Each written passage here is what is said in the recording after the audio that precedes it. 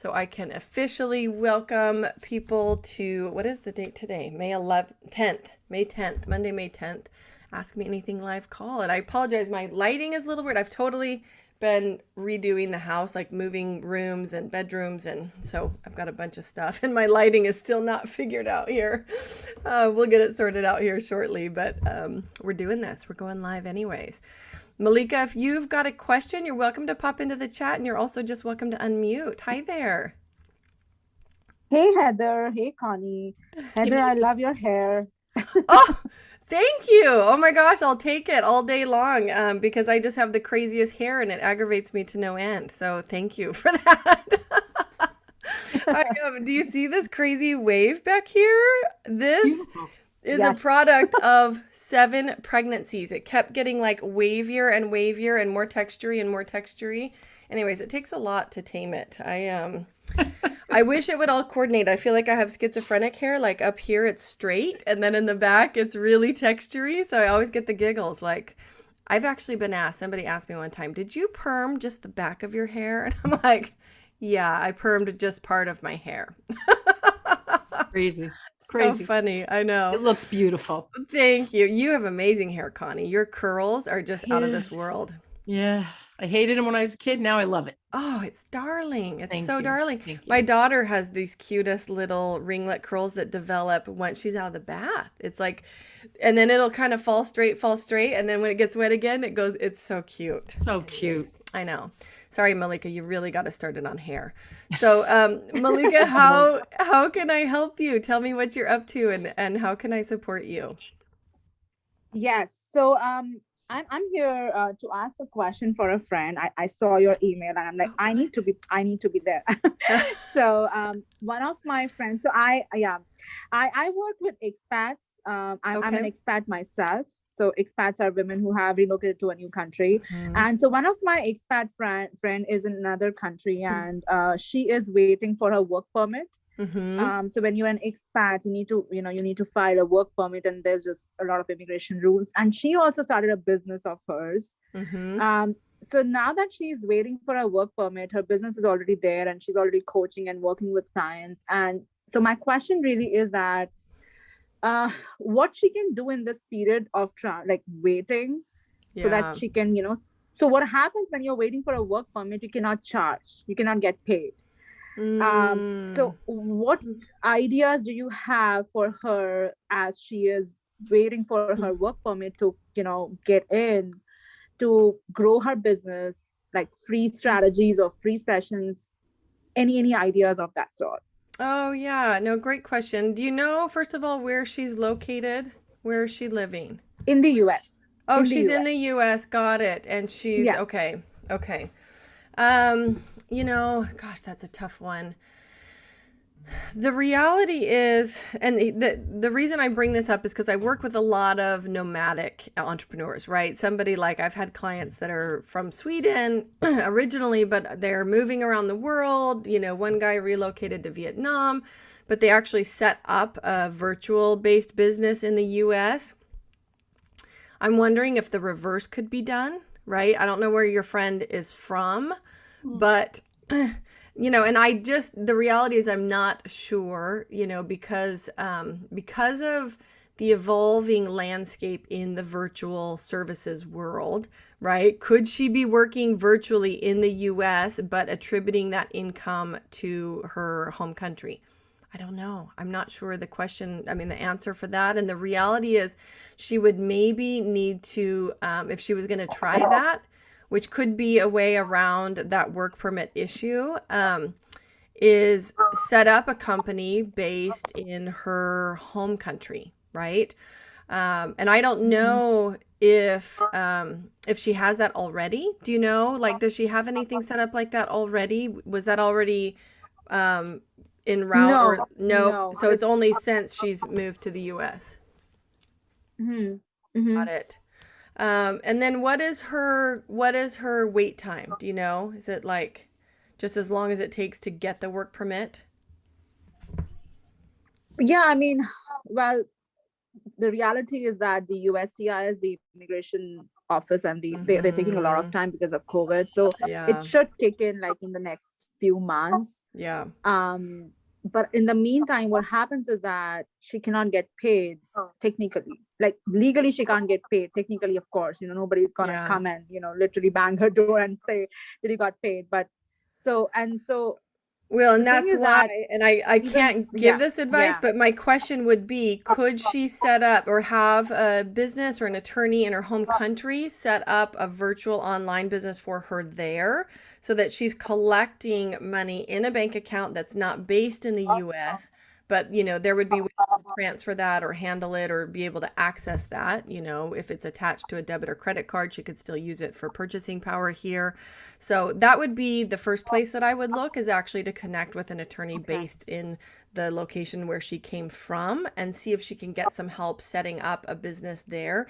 Even if there's the equivalent of if she's coaching, for example, of a sole proprietorship where the fees could stay low, but she could still set up a virtual online account, a payment processor associated with that business, right? So that would be my question. That might be the avenue that I would ask her to look into.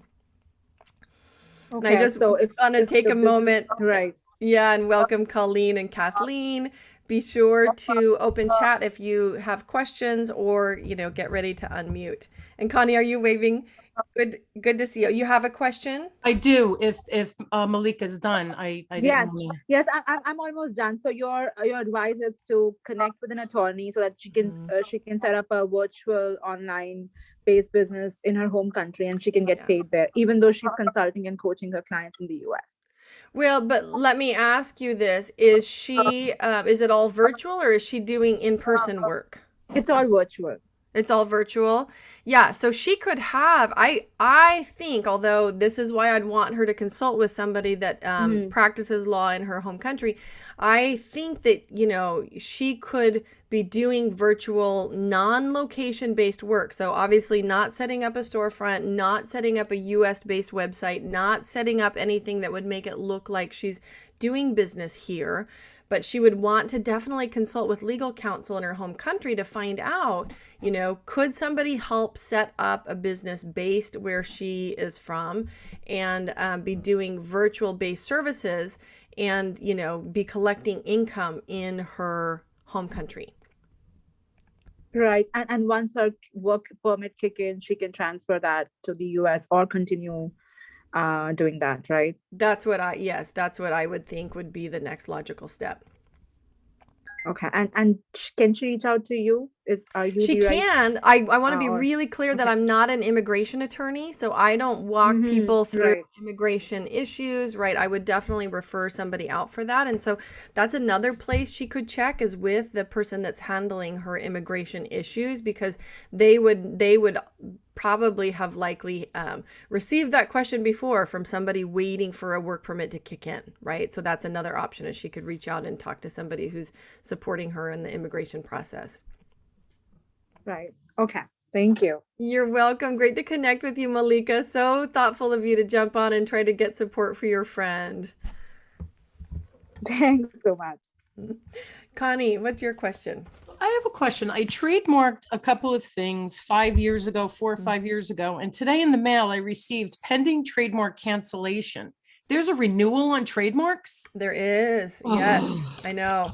So this is a great question. With trademarks, you have to basically submit another specimen at the 5-year mark that says, hey, I'm still using this mark, right?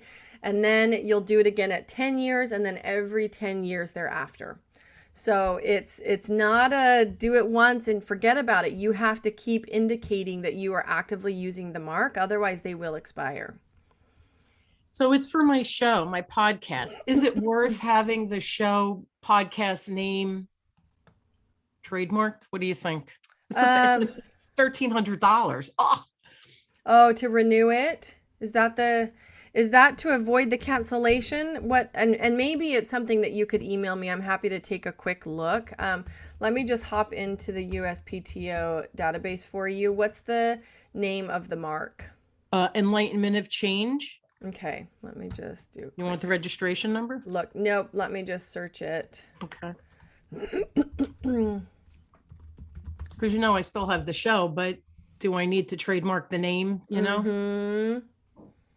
Let's see. So your registration date is, it looks like on this one was 2018.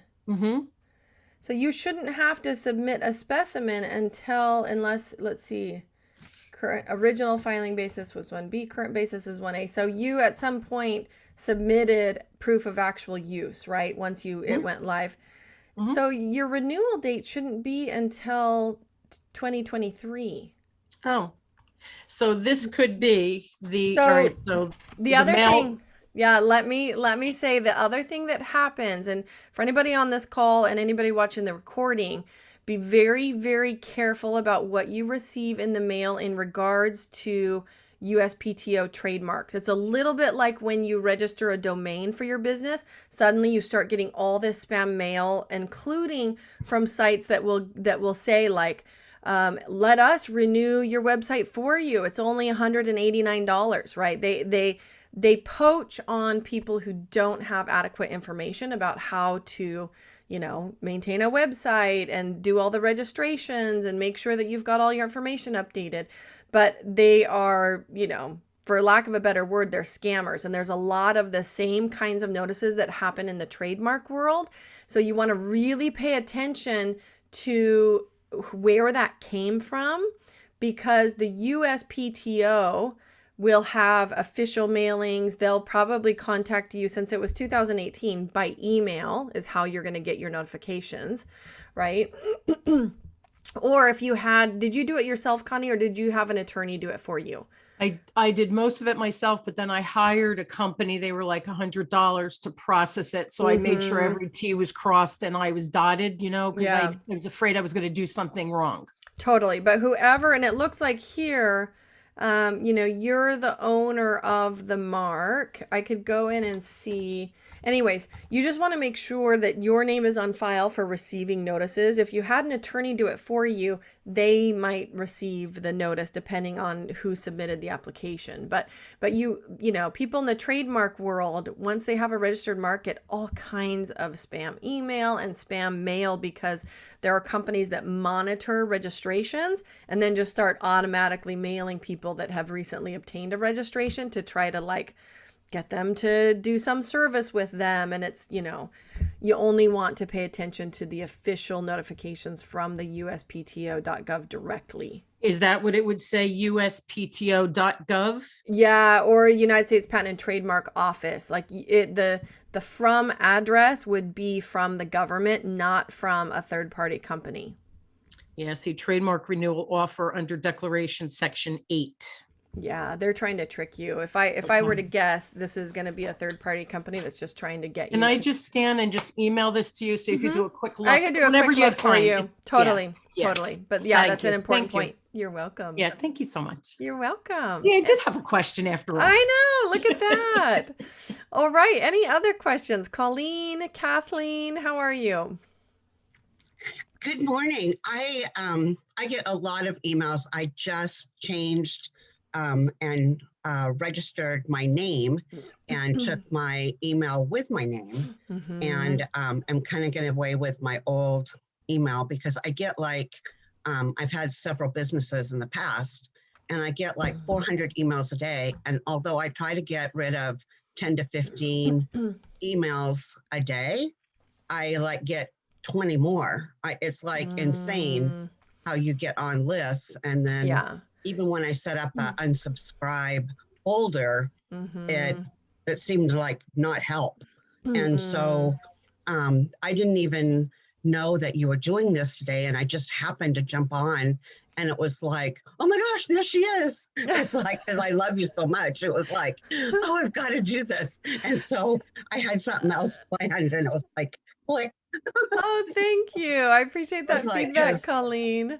I just, it's your energy is so special, at least to me. Aww. And so thank you for giving me this time. I didn't really have a question, but no, that's okay. I just wanted to hear everyone else's. Yeah, and absolutely. Maybe it would spark. But the deal on the trademark, thank you, Connie, because I had no idea, and I do want to trademark something coming up. And I had no idea about the 5-10 year deal. Yeah. So you asking that and getting the answer helped me tremendously today. So I'm thankful for the call. Good. Oh, I'm so glad you could be here. Colleen, really quick, what is your business? What do you do? Well, I'm the one, I have spoke to you just a couple times. Mm-hmm. I've had 21 really successful businesses, Oh, but I'm the yes. one that got scammed really bad and had that really ugly, horrific business identity theft Yes. that wiped You're me north of down me. to Are my you in underwear. Skagit Valley? Yes. Yes. Yeah. Yep. Oh, And so I sat quiet, and the Lord came to me in the middle of the night and said, no, no, no. You have 2 boys and a beautiful granddaughter. Get up and mm, get your life back. And mm. so I've been doing that for a year. I have been kind of, I know this sounds weird, but I've been like an addict. They always say, drugs and sex and whatever, beer or whatever. But I've been an internet addict trying Mhm. to learn internet and online because I business. didn't Yeah. know any of that. Yeah. And of course, legal, I know a little bit about legal, but nothing about like what I need to know for this. And Yeah. you're my go-to for that. Oh, So good. Well, anyway, so what I've always been really business, and I know a lot except for social media. And so I got into a couple coaching people that do really high-end coaching oh, that's right. that have gifted me a couple of their programs. And so they set me up with a couple of their coaches and said, hey, Colleen, just skip the webinars. You can coach anyone, and you can coach some of our coaches. And I was like flabbergasted that they said that. And they said, you just need to coach. Just get out there and do it. And so then I held back because I had neck surgery for my back, and I thought my voice sounded weird. And so I went on a one of the webinar challenges, and a lady was on there who was a voice coach. Oh, awesome. And we did one of those breakout rooms where you get like 4 minutes. And I talked to the lady, and she goes, Colleen, there's nothing wrong with your voice, and you don't do all the ahs and ums and all that. And so all of a sudden my level was like, oh, I'm okay. Confidence. Totally. So you're And coaching. So really quick, remind me, what's your Yeah. niche? What do you coach in? Well, I coach in master business, Okay. pretty much everything, but primarily employees and getting them to do teamwork, because a lot of the CEOs still don't get the idea of teamwork. Yeah. If you can get everybody on a team, then Yeah. you're golden, and your profits go way up. But a lot of CEOs still just don't understand that. Yeah. Awesome. Well, I'm so glad. Thank you for reminding me what you do. And I'm so glad you popped in and said hello today.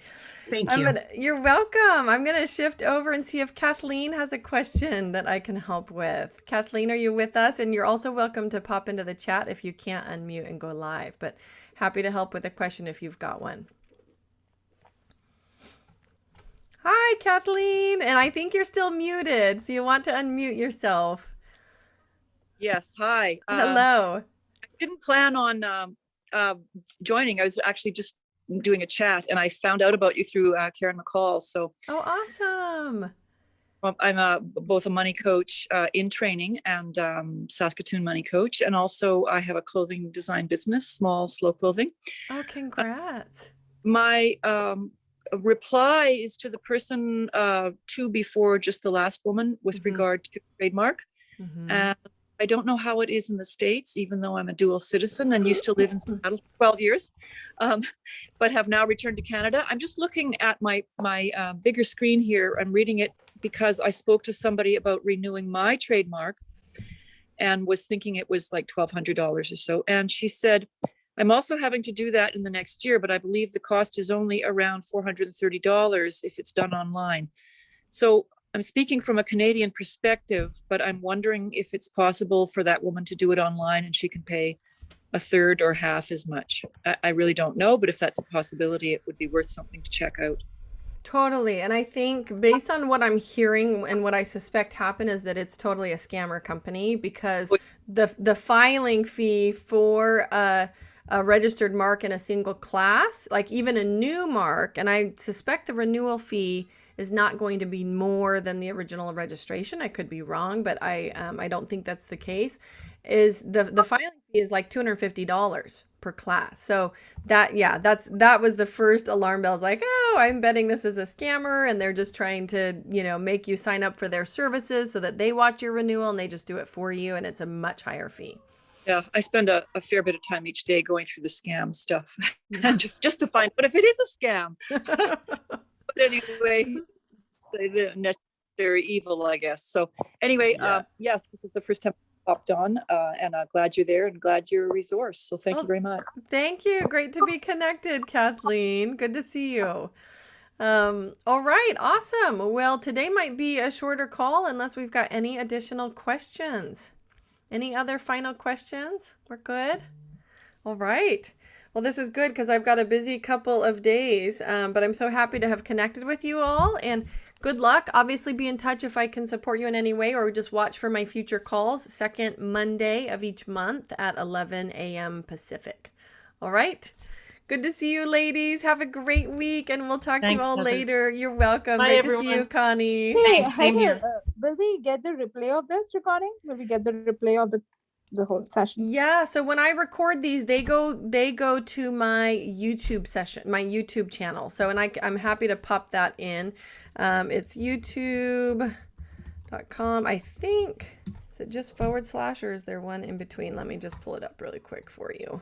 But I have a ton of content from last year because I was doing these every week, Malika. And so if there are other topics that you have questions about, I would say go to my YouTube channel, which is just Heather P. Campbell.